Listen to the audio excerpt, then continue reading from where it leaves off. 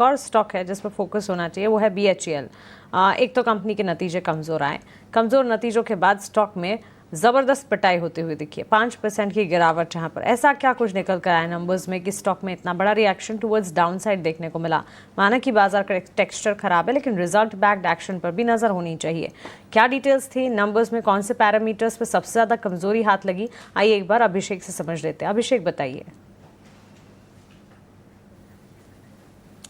मानसी, सबसे बड़ा जो ट्रिगर है गिरावट के लिए वो ये है कि घाटा हो गया है डबल। पिछले साल के Q1 में जो घाटा 211 करोड़ रुपए था वो बढ़ के हो गया 455 करोड़। तो सबसे बड़ी नेगेटिव यही है और यही चीज़ आज स्टॉक पर हावी हो रही है। एग्जीक्यूशन हमने देखा है कि थोड़ा वीक रहा है BHEL का, उसके चलते ये प्रेशर बढ़ रहा है। आय की बात करें, आय ज़्यादा नहीं बढ़ी। कुल आय की बात करें तो हल्की सी बढ़त आई है, 5,650 करोड़ रुपए के आसपास की आय है। एक्सपेंसेस की बात करें तो वहाँ भी हमने थोड़ी बढ़त देखी है और ये खर्च 5,875 करोड़ रुपए से बढ़कर 6,280 करोड़ रुपए के आसपास रही है।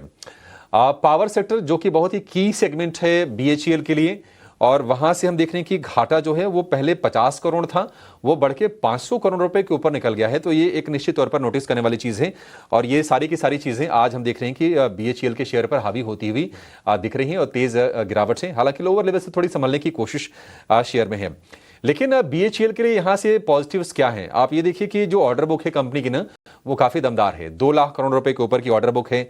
पावर में 800 मेगावाट के 6 स्टीम टरबाइन जनरेटर्स के लिए कंपनी को ऑर्डर मिला है, ये कंपनी ने बताया है।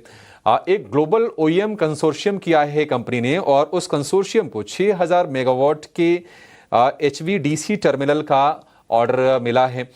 इसके अलावा ये जो ऑर्डर मिला है भादला फतेहपुर ट्रांसमिशन प्रोजेक्ट के लिए ऑर्डर मिला है और 6350 के ट्रैक्शन ट्रांसफार्मर समेत रेलवे से कंपनी को कई ऑर्डर मिले हैं। तो ऑर्डर बुक हेल्दी है, बट ये है कि यहाँ जो लॉसेज हैं, जो घाटा है, वो थोड़ी सी दिक्कत वाली है। एग्जीक्यूशन को लेकर चैलेंज है। ब्रोकरेज हाउसेस का भरोसा अभी तक तो बरकरार है, हालांकि टारगेट थोड़े से कट किए हैं। नुआमा ने बाय की रेटिंग दी है, लेकिन लक्ष्य को 360 रुपए पहले था, उसको घटा के 335 कर दिया है।